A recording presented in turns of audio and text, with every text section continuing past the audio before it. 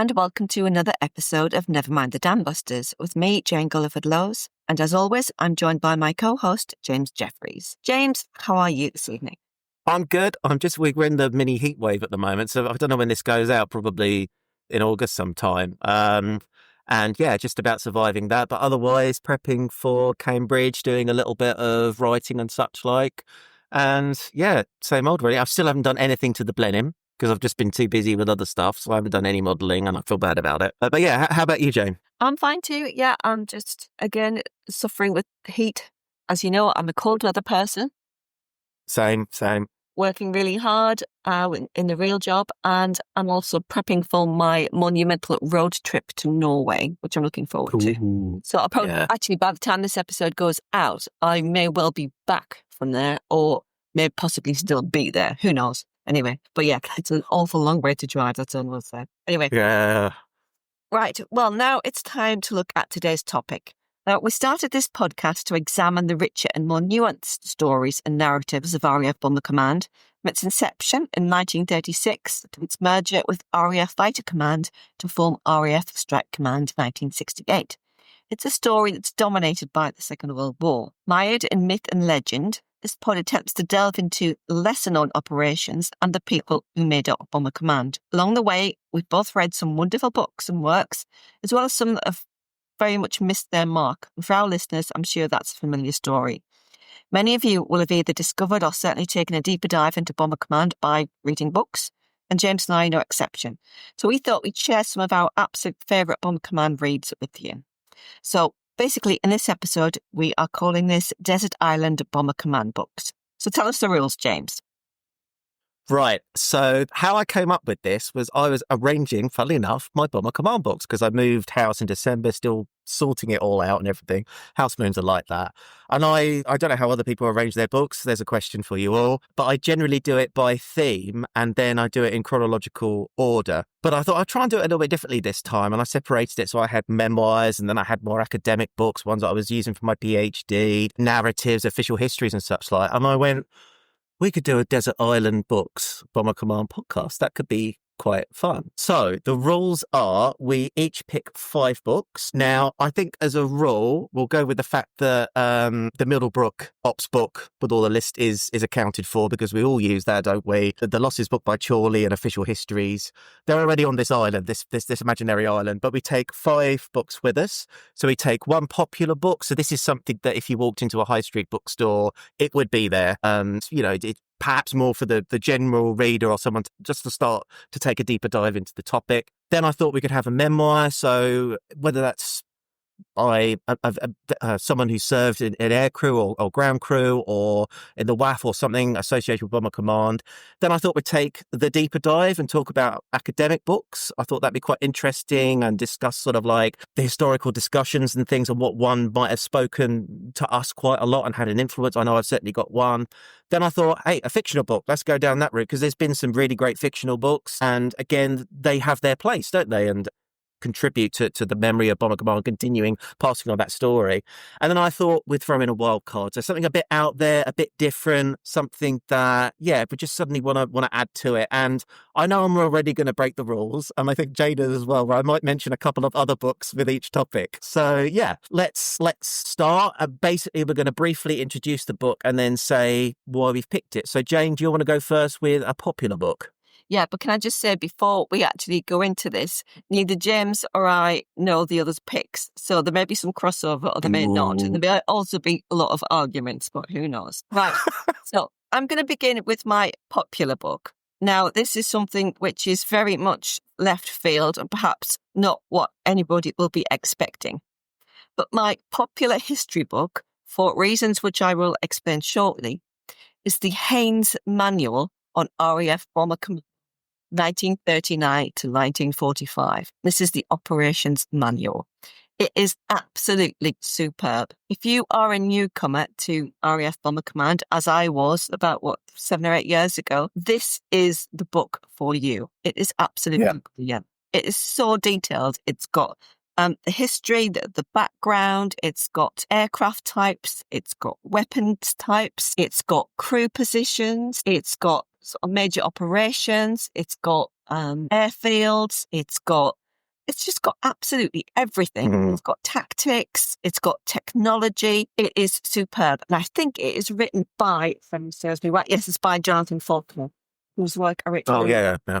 He also wrote a very good book. It's a very, very short book, very, very thin book about, I think something like 24 hours in the life of a bomber crew or something like that, or it's just called Bomber Crew. I think I got that at the RAF Museum, actually. I don't have that. Yeah, it's good. Well, this I need to get that, yeah. This Ian's manual is brilliant. It's got packed with photographs. It's packed with sort of specifications and info. Basically, it is a nerd's paradise. And I found it so invaluable when I was first researching the topic and when I first began writing about the stars, because I knew nothing basically. Well, I still don't know very much, but but this is absolutely great. It's got stuff about the crew experience. It's just jam-packed with, it's got stuff about the Germans. It's got stuff about operational research. It's also got stuff about, loads of stuff about ground crew and about construction, about parts and repairs and all that sort of thing.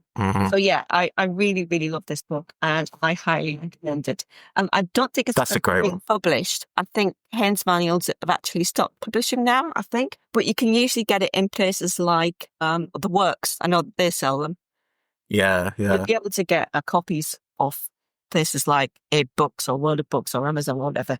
But yeah, if you are kind of newish to the subject, or even if you're not, this provides an absolutely brilliant book. So that's my popular book. That's a great choice. I've got that, and I've got like the Blenheim one, obviously. Yeah, I've got the Lancaster, the Wellington, the Halifax. Yeah, they are so useful. So I'm constantly referring to that book, but also the Lancaster one for the Augsburg Raid, just because I want to double check something. And it's just it's really well laid out as well. I like the different sections you've got in it. It's an incredibly useful book. Yeah. Really useful. That's a great choice. You know it will be in that book somewhere. Yeah. Or one of this one specific to the aircraft types. Yeah. So good. Oh, that's brilliant. That is brilliant. God, the pressure's on now, isn't it? So my popular book is The Red Line by John Nichol, who many of the listeners will know, formerly fighter pilot with the Royal Air Force, shot down over Iraq, wasn't he, and taken prisoner. And he came across The Red Line when I was working in a pub. And this was released 2013, so it had just been released. And there was an article in a newspaper, I can't remember which one it was. And it said Bomber Command's most tragic night, etc., etc. I think it was written by John. I don't think it was a review. And I knew about the Nuremberg raid, but not in great detail at that point. I was still, I think this is before I was doing my MA and such like. So I was interested. I had quite a lot of knowledge and stuff, but I was still developing that wider story. And immediately I was drawn to the fact that it was the 30th of March, which is my birthday. Obviously not 1944, 1987. But I just was fascinated. I read that, 545 aircrew were lost, which is more than Fighter Command lost during the period of the Battle of Britain, the official period of the Battle of Britain. This is in one night, and most were lost in the space of an hour and a half. And people, I'm sure most of the listeners know the story of the Nuremberg raid, and here is the spoiler. They went to attack Nuremberg, kind of like the end of the Battle of Berlin. They're attacking big major German cities. There are frigid weather conditions where the bombers are at a certain height, where they expected cloud cover, but it cleared, and the night fighters had a field day because there was bright moonlight and contrails that you could see the bombers really, really easily. The night fighters could. And they shot down about 95 aircraft, and I think over 100 actually were lost because of ones that were written off and such, like so badly damaged. And I was just reading this article and I thought, I've got to buy this book. And I read the book, and that's where I discovered things like Cyril Barton and the personal stories. And I just think as an introductory book to Bomber Command, and even if you might have just watched the Dam Busters or something, I think it's a great next step. And there's a lot of parts in it because at that point you've just had the Bomber Command Memorial unveiled in London in Green Park. So it sort of discusses that and the legacy. And I found it very thought-provoking, as well as very moving. There's lots of personal stories. And I was just absolutely hooked and fascinated. So that's why I wanted to pick it as a popular book. I mean, I could have picked so many more. And when I read Martin Middlebrook's book on the Nuremberg raid, that was fantastic. And the stats, it's absolutely brilliant. And actually, when I had done my Augsburg talk for History Indoors, which I was a member of back in the lockdown days, all those years back. History Indoors was great, yeah. Yeah, I had to talk about Nuremberg, and I did some digging, and I found out a few more things and such like. Not a great deal, but I still think to this day that's the best talk I've given, the best online talk I've ever given. Watch that. It was, It is. yeah. Yeah, I felt sort of it was a motive. But I felt I gave it a good level of stuff, and I was trying to find out more about the Luftwaffe and the night fighters, and just so fascinating. The more you found out about that particular raid, the deeper you wanted to go. And I remember I read out Cyril's letter that he left if he'd have been lost in action, which he was. Spoiler, guys, and I nearly burst into tears reading it the first time, and I read it out, and that was very difficult in the talk. Reading that out, that was highly emotive. No more spoilers, I promise. But yeah, if you haven't read it, crashed just about 2-3 miles from where yeah, I live now. Yeah, yeah, he's very well remembered in the sort of suburb of Ryup, where he yeah, crashed. Yeah, there's a lovely memorial for him, a lovely mural, and brand new housing estate. It's named after him. It's called Barton Park. Yeah.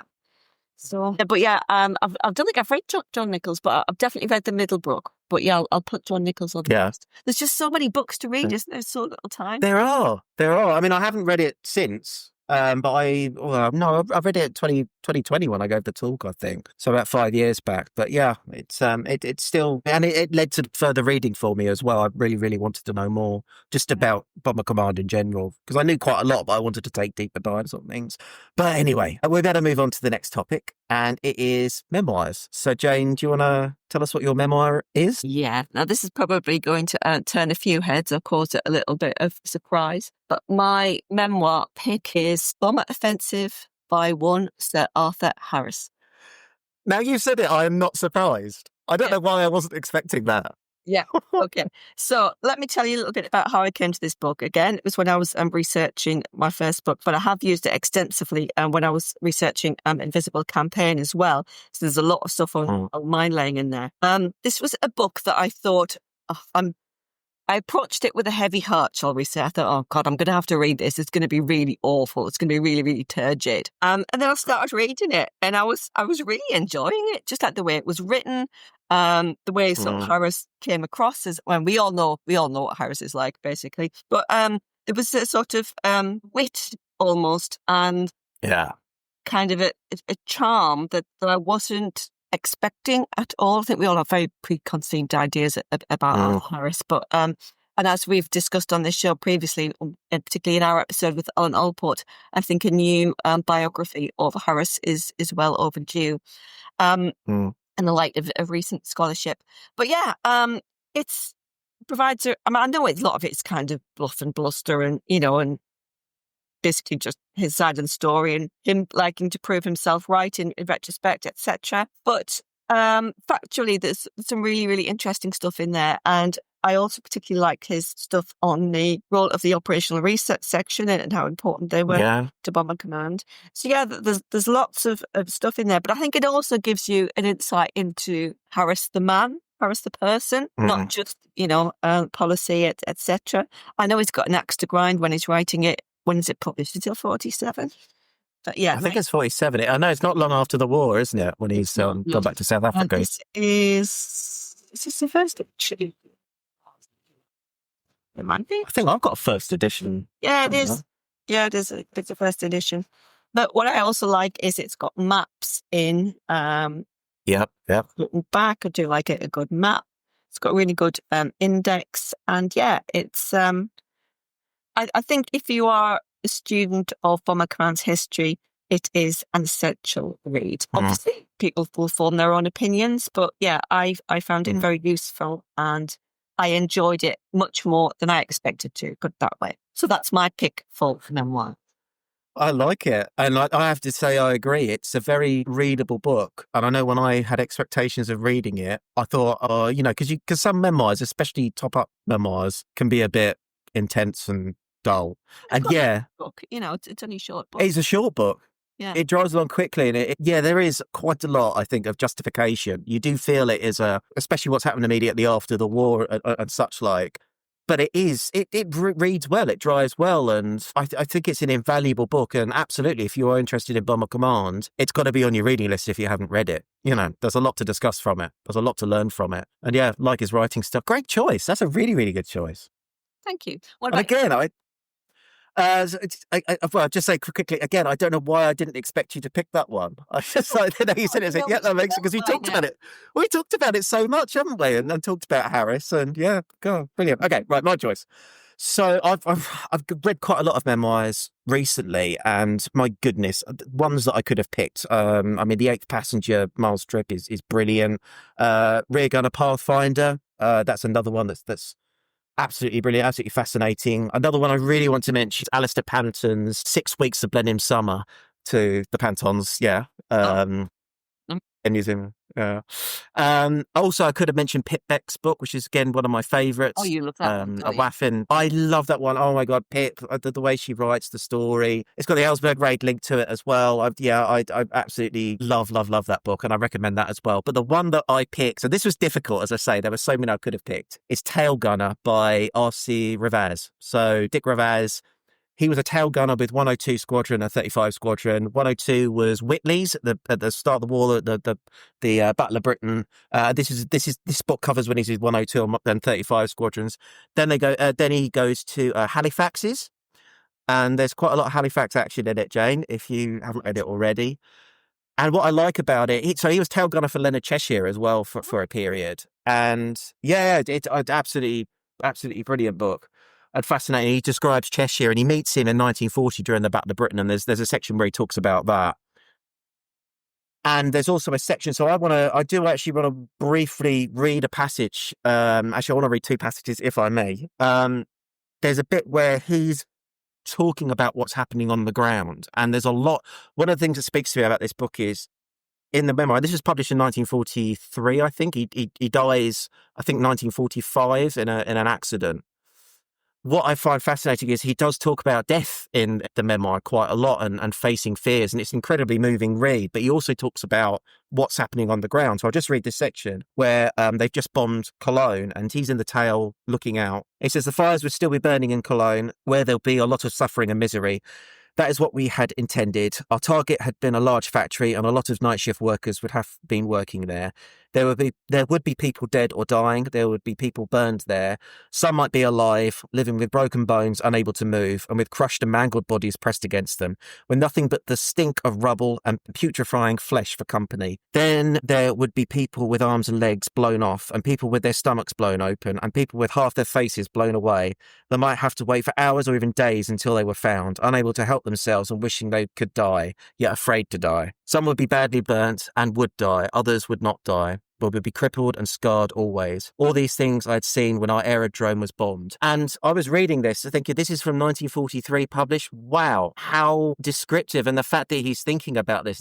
So he describes the raid on the RAF airfield, which is Driffield, I believe, during the Battle of Britain, and he describes that. And it's just, I was reading that and going, this is unlike a lot of memoirs I've written. It's incredibly descriptive, powerful. And there's also a section where I just want to read a couple of bits. So he crashes into the sea in the middle of the book, his crew, and they ditch. And one of the aircrew members climbs out, but he gets swept away by the sea. And he describes sort of like battling with this. Could he have done more to reach out and save him? No, he couldn't have done. The sea was too strong. They would have been drowned, et cetera, et cetera. But they're adrift in the sea. So I'll just read this very, very brief section. "So we sat and watched the waves get lighter, lightened by the dawn, which came with storm, cloud and rain, while at base they would have given us up by now and chalked up one word, missing, against our names. I'd seen that word many times, and I'd often wondered where those men would be. They would be wondering about us now. Back at base, we were just one of those crews that had failed to return." So he's thinking about this in the dinghy, and he also adds slightly later on, "Can you tell the moment of dying? If you're shot through the heart and die instantly, can you tell the instance of dying? Is dying like sleep, oblivion? Do those who die in their sleep know any difference between their sleep and their moment of dying? Is there blackness forevermore? Or does your mind reawaken a different body and different surroundings? I began wondering these things. Should we know when we are dead? If we lost consciousness, would that be the end? Or should we know in our unconsciousness that we were dying?" And they are rescued. A Bristol Blenheim flies over and finds them. Of course, it's a Bristol Blenheim. And they are rescued. But it's just an incredibly deep read. And I know he was 37, so he got killed October 1945. So he was slightly older than most aircrew, which I think adds to that. I think he is more thoughtful and he's had some life behind him, but it's just an absolutely fascinating read, and I very, very much recommend it. There is a second book, Tail Gunner Takes Over, which is on my reading list to read while I'm away in Cambridge, actually. So I look forward to reading that as well. But yeah, that's my pick for memoir. Gosh, right. Well, shall we move on to academic books now? Yeah. I've got a main one and I've got a reserve one. So my main book, I know I've mentioned this to you before, is The Flyer by Martin Francis. Yeah. Martin Francis is the Henry R. Winkler Professor of Modern History at the University of Cincinnati in America. And this book was published in, let me have a look, by Oxford University Press, and it was published in 2008. So that's quite a while ago. But this book, everything about this book is beautiful. It looks beautiful. It's got the most gorgeous portrait on the front, which is of cover image, Flight Lieutenant A. Taylor, DFC, and 2 bars, 1941. That guy's been busy, by Eric Hornley Kennington. And it is an absolutely stunning piece of academic literature. Basically, the sort of subtitle of it is British Culture and the Royal Air Force 1939 to 1945. So it's not exclusively about RAF Bomber Command. But I'll just give you a flavour of some of the chapters. And this will be all things that perhaps people haven't thought of before in the context or don't normally associate with the RAF, I should say. So first of all, we have the allure of the flyer. Why, sort of RAF pilots and air crew seen in such a romantic fashion, even today, indeed. The second chapter is called A Man's World. That's all about sort of role of masculinity, a topic which we touched on when we had Luke Turner show in the first series. Next is The Flyer in Love, which is an unusual chapter. Husbands and fathers, because I think that's something that you forget. Many of these aircrew were, and that sort of delves into their role and how that creates conflict in relationships, etc. My favourite chapter is The Flyer and Fear, which looks into the whole LMF phenomenon, but also explores the concept of fear and courage more generally. There is another book on this, which I will just mention as well, and that is called Courage and Air Warfare. Oh, yeah. By Mark Wells, and that's an exceptional book as well on the same thing.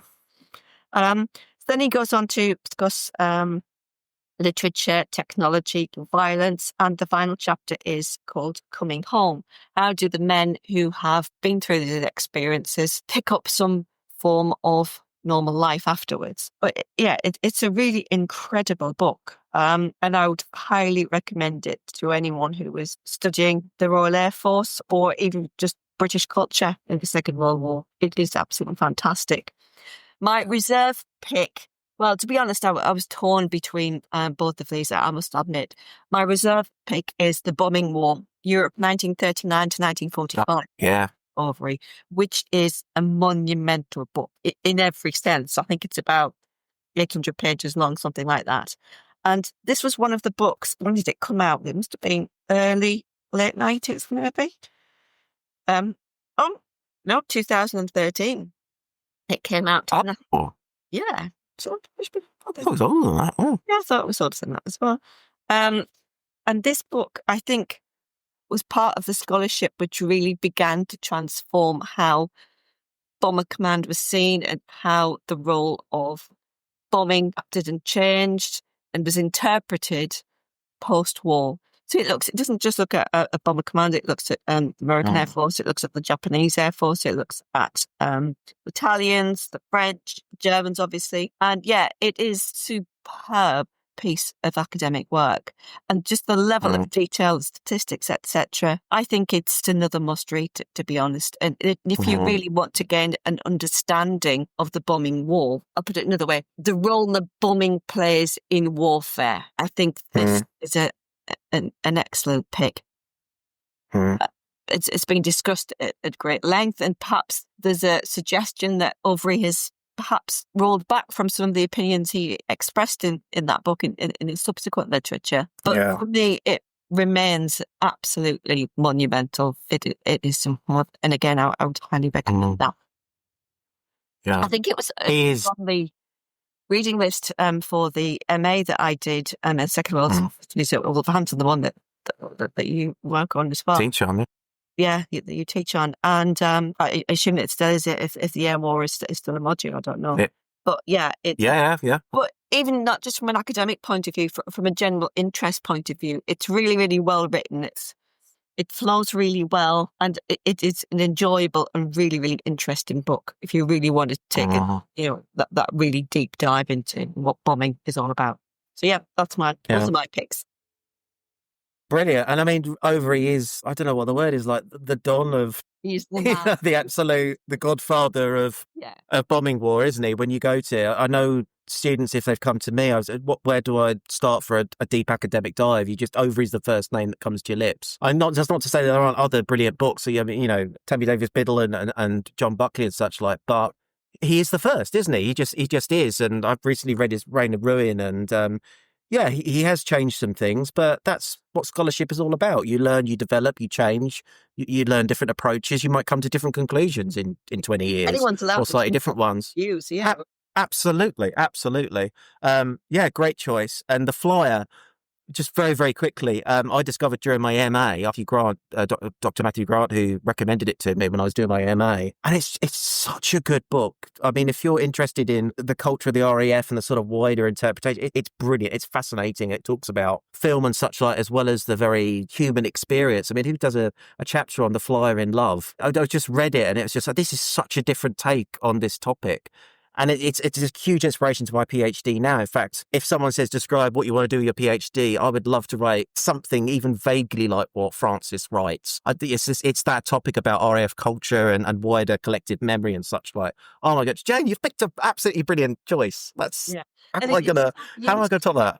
It's so beautifully written. Yeah. It is. Yeah. It reads like a literary work. It is just gorgeous. Yeah, I love it. It really, really is. Okay, so my choice. And again, I mean, I thought about Overy, I thought about so many, but then I've got a little bit of an unusual choice. And again, it's not strictly Bomber Command, and it is The Fear of the Bomber by Brett Holman with the subtitle Britain's... do you know it, Jane?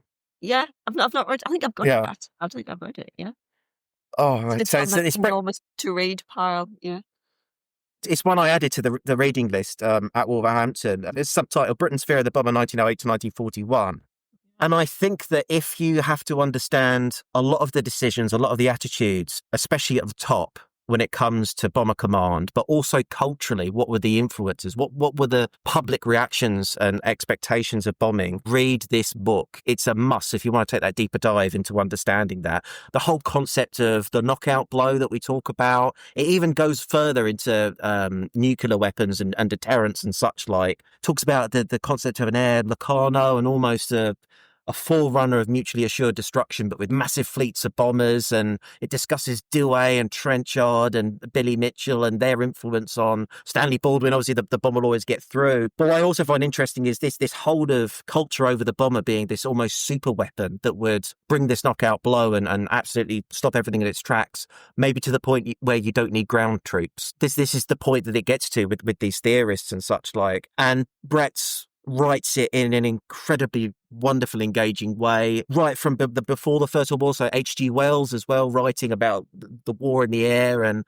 things to come, the film that comes out. It talks about the Spanish Civil War, how that was playing out, culture of Guernica. And then, it goes right up to 1941 and basically the lead up to Bomber Command and taking on the concepts of area bombing. And I think it really, really is a must read. And actually, the fear of the bomber and where finances go with military spending before the war, this goes some way to explaining that, not justifying it, but explaining it.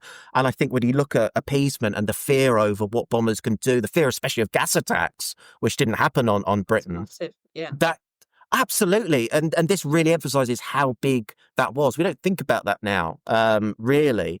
And the expectation of the bombers and then the disappointment, so to speak, the relief when it happens on Britain with the Blitz that it isn't a knockout blow and the casualties aren't anywhere near as high as expected. But likewise, the Butt report and when Bomber Command is found I've got lots of questions over the Butt report, but maybe that's something we could do. That disappointment over Bomber Command not delivering a knockout blow eventually leads to area bombing and such like. Read this book. It's absolutely fantastic for that and really fills in a good part of the literature there. So Jane, yeah, if you get the chance, do get round to reading it. I really must read it. Yeah, absolutely. Right. So it's fiction next. Right, okay. I've What got have a we real outsider for this. I haven't got, it's not fiction as such, it is poetry. Oh, okay. And you love these wild cards, don't you? Yeah. My pick is a very, very thin, tiny little book of poetry called Take Off at Dusk by 10 Squadrons Flight Lieutenant Peter Roberts. Now, what's unusual about this book of poetry is that it was actually written while Roberts was a prisoner of war. So he wrote these poems and sent them home, and they were then published by Frederick Muller in London, I believe in 1944. I'm just going to read the foreword. So this is a first edition. It was the date it is written in the front of the book is Easter 1945. So this was obviously given to someone as a gift before the war actually ended. And the foreword by Ian Hay reads, should one be tempted to regard this modest volume as just another little book of verses, it is only fair to the author to bear in mind the conditions under which they were written. A boy, representative of the thousands of other boys to whom civilization owes so much, has contrived to keep alive his love of the best, the true things in life, in spite of the fact that he is a prisoner of war, and has been for over 2.5 years. One cannot read these poems without being deeply moved. And I think that is a really, really fair summary. So that there's a collection of all sorts of different poems in the volume. There's Take Off at Dusk, which gives it its title. My favourite, The Men of My Squadron. I actually repeat the whole of that in Above Us the Stars. I got permission from Peter's son to actually to use that in that book. Then there's On Waking Up in a Prison Camp, Night Bombers, Target Area, Memories of Summer, We Seven, A Bomber Crew. All the poems are short, but they are all absolutely beautifully written. This guy is clearly so talented. And the works themselves, although they are poetry and not prose, they're just so evocative of sort of the sights, the sounds, the smells, the feelings, etc. Here we are then, to the men of my squadron. Finest of mortal friends, I'll not forget. When war's a faded memory in the land, which once stood tensely in the closing net, I'll think of what is past and understand. Yours was the truthful voice amongst the lies, unshaken by the falsehoods that were rife. You were the men with level, fearless eyes, who lived with death, yet still believed in life. Laughter was yours, that held no bitter sting, that bubbled up more quickly than the rest. Your steady friendship was a sacred thing, and I who held it, I was doubly blessed. Decades of easy peace may go their way, and tide and time will drift us far apart. But you, who shared our savage yesterday, will hold the highest places in my heart. So, but yeah, it's beautiful. Now, I first became aware of Peter's poetry when I attended the 10 Squadron Memorial Service at the old RAF Melbourne in North Yorkshire on Remembrance Sunday. And they always read out this poem because obviously Peter was a 10 Squadron man. I've seen it published elsewhere, but anonymously and not sort of attributed to Peter, which I think is quite sad, but it is so, so beautiful. There are a few copies of this book still available, I think, but if you can get your hands on one, I really do recommend it. It's a beautiful little thing. It's only, it's 34 pages long, and it was written in Stellarboft 3. And it's so old that, you know, when the papers, the printed pages used to be sent together and you used to have to slice them with this. Oh, yeah. To cut the pages. It's like that. This one's still got the original slip cover on and everything as well. And yeah, it is just gorgeous. I highly recommend it, and it is beautiful. I guarantee that by the time you finish that book, you will be crying your eyes out. It's just so. So that's my Goodness. Fiction, but not really fiction choice. That's brilliant. And poetry. I know I was chatting to someone after a talk, You don't really think of, when you think of war poetry, it's always Wilfred Owen and the First World War and such like, but there's some beautiful poems, aren't there? RAF related. Of High Flight, obviously, is probably the most well known, but come on, brilliant choice. What a brilliant choice. Okay, so fiction. I had quite a few to choose from, and I will give an honourable mention to Damn Good Show because I'm a big fan of Derek Robertson's work. Sort of like dark humour and such like in it, but it's incredibly powerful, incredibly moving. You're laughing 1 minute with what the antics are getting up to in the mess, and then the next minute, there's crews being lost, and it's incredibly tragic. Didn't pick that, and in the end, I've gone with what most of our listeners who know me would not be surprised I've picked is Bomber by Len Deighton. Oh, of course. The reason, I mean, the radio adaptation is, I think, I'm going to be bold here and say probably surpasses all of the films that are out there on Bomber Command. What they did with that, especially, so in the book, you've got the narrative. It's based on a fictional story, but sort of inspired by true events. It's a fictional squadron of fictional people around. And in the radio broadcast, you have veterans, both German people on the ground, people flying night fighters, and the RAF veterans speaking in between this, which adds an element of realism to it. It's incredibly well produced. One of my, as I say, I haven't got enough superlatives to say how brilliant it is. And the novel is what it's based on. And like anything by Len Deighton, I'm a big fan of his writing. Yes, I do have some questions over some of the things that he has written about. His Battle of Britain book, for example. I mean, that's another thing we can talk about. He's not very complimentary to put RAF Bomber Command in it, but it was a product of the 1970s, and that wasn't what was being discussed at that point.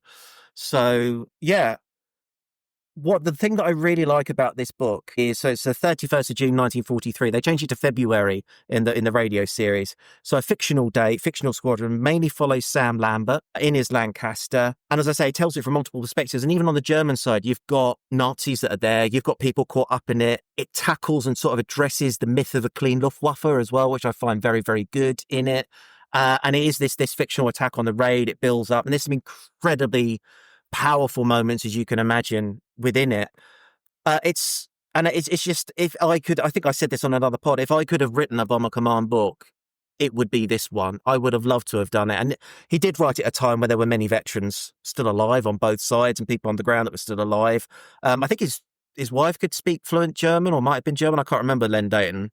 I probably got that completely wrong, but I know he went to Germany quite a lot and did some on-the-ground research. It's not without fault, and Dan Elling came on, didn't he, and has criticised his approach to LMF. It's in that period where LMF is starting to creep into popular discussions with RAF Bomber Command, whether that's the Brill Cream Boys film or such like, or Max Hastings. In the time that it was written. It is.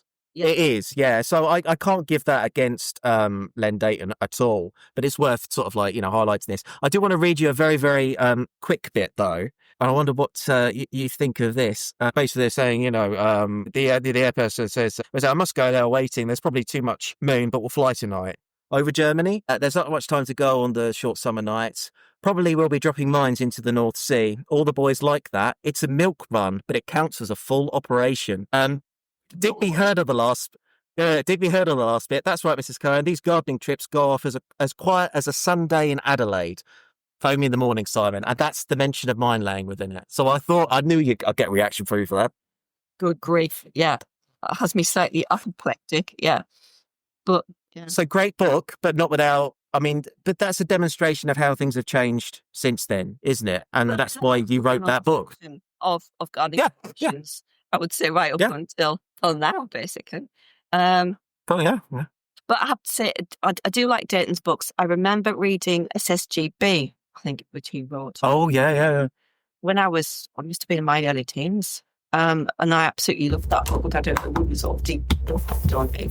But yeah, can I just mention something else, which isn't a book as such, but is fictional, and that's a play called Wireless Operator, which I went to see at the Edinburgh Festival about, must have been 2019. And that is it's a one-man show, and it is about a wireless operator on Lancaster's, a guy called John. And it's produced by Bob Baldwin and written by, written by Bob Baldwin and produced by Max Maybe.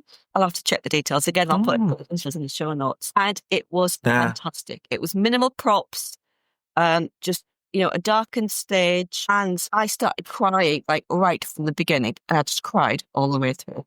It is sensational. Wow. If you ever get the opportunity to go and see it, do. I know they were talking about doing some sort of reruns and stuff.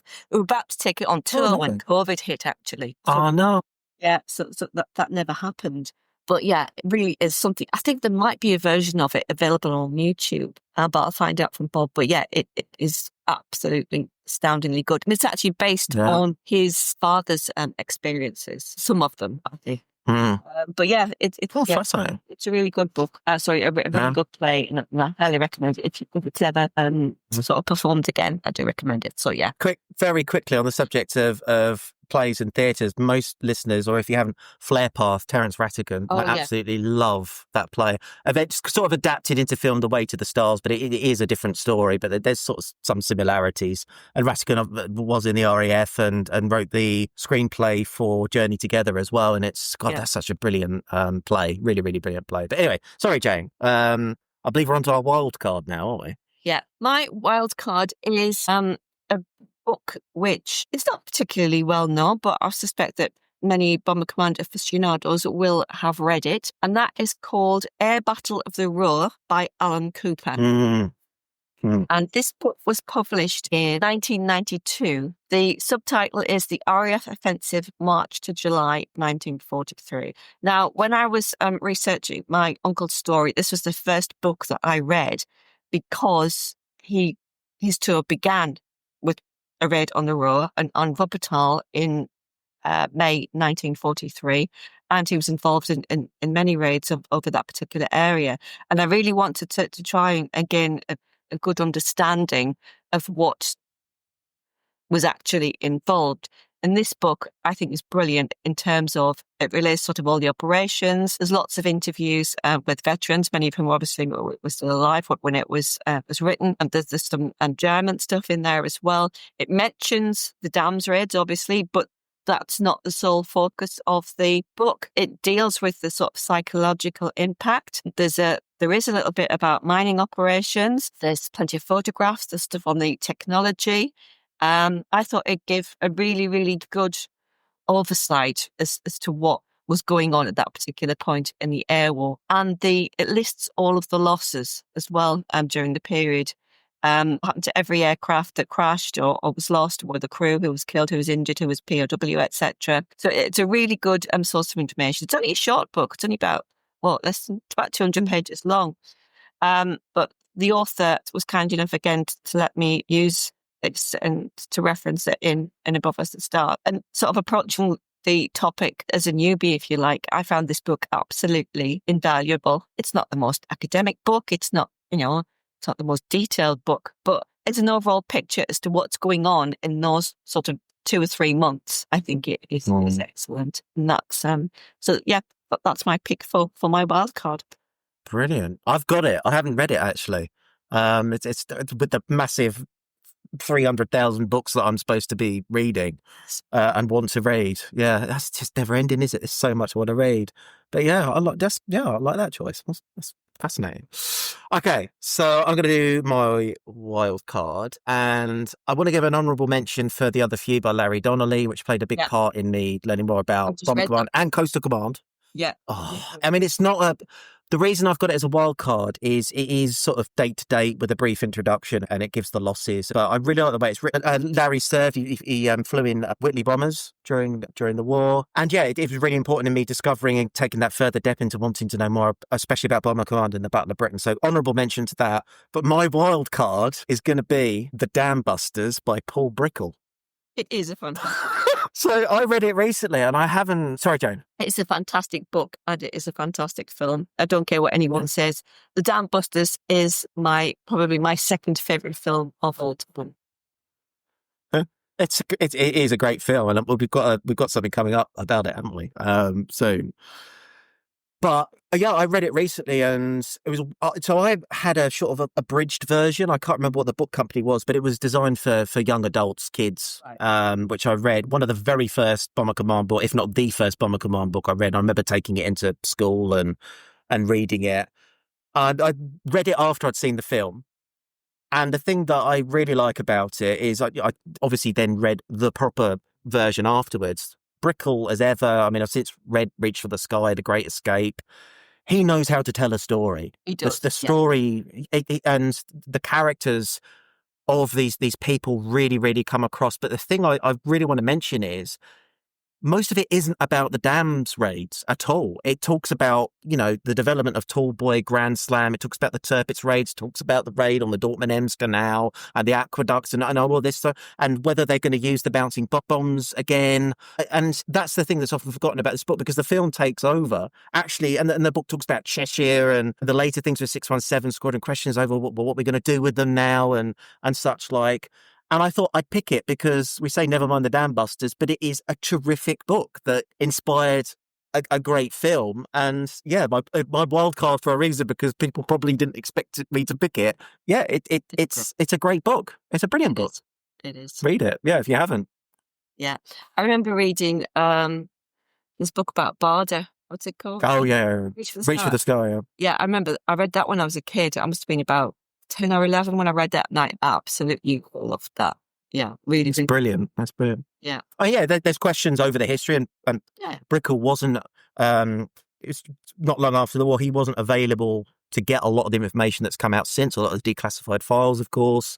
Yeah. There was still a lot of secrecy over it, but it's a great book, adapted into a radio play before the film as well. And yeah, it's just really, really well written and engaging. And I picked it up, and because I hadn't read it for so long and I've read so many books, and I think the last time I read it was perhaps before I even did my MA. I've learned a lot since and developed a lot, and it still stands. It's still like, this is a great, great read, a real page turner. Yeah. Which is credit to Brickell, yeah. Well done. Yeah, good pick. Like that. That's incredible books, yeah. This is making me realise how many books I've got. How many? 1, 2, 3, 4. I've got 4 shelves of Bomber Command books, but often I've read probably 80% of those. But yeah, there's a few that I haven't read. But there's just so many more that we've mentioned tonight that I don't have and that I can need to get. Yeah. It's just and this is, isn't it? Yeah. Yeah, and it's just that subject that you just want to dive deeper into. And there's so many books that probably some of our listeners will be surprised I still haven't got around to reading, because there's just so many. Yeah. And I don't know what I've got, actually. I'm trying to categorise all my books, but it's just really, really difficult. As I say, you've then got the ones that I said not to mention, and Middlebrook. We've mentioned Middlebrook. His books are fantastic as well. I still haven't read all of his books. They're really good. Definite go-to. Particularly like his Berlin raids. That's for you. I've got that up. Yeah. Yeah, but as you said, there's just so many, and then there's all these sort of books about specific aircraft types, and then there's all these sort of histories. There's just literally and then you go into stuff like, for example, Frederick Taylor's Dresden. Yeah. It's an excellent book as well. Well, I didn't even mention Jack Curry's books. The Augsburg raid had a massive effect on me when I read it, obviously, and I wanted to find out more about it. He's a fantastic writer as well. There were just so many. Yeah. Anyway, right. We're going to call it a day, because otherwise we will literally be here all night. Okay. So that's all we've got time for today, sadly. I can see the landing lights ahead, and I can almost smell the bacon and eggs, my operational supper, whatever it is you call it. That means it's time to say thank you so much for listening and for tuning in. Perhaps you'd like to tag us online and share your favourite Bomber Command books too. We'd absolutely love to hear from our listeners. Definitely. Which are your favourites. What I'm going to do is put links as well to all the books that we've discussed in the show notes, so that if you haven't got copies already, there might be something that you fancy reading amongst them. If you're enjoying the show, we'd love it if you could leave us a review or a star rating on your favourite podcast platform. It really helps other like-minded people find us. If you'd like to help us to continue to produce great content, you can support the show by becoming a subscriber for just £2.20 or $3 a month. Just hit the link in the show notes or visit nevermindthedambusters.buzzsprout.com. Please do come and join in the conversation in our Facebook discussion group and follow us on social media. We always want to hear from you with your questions and comments too. So see you all again next week, and thanks so much for listening. Bye.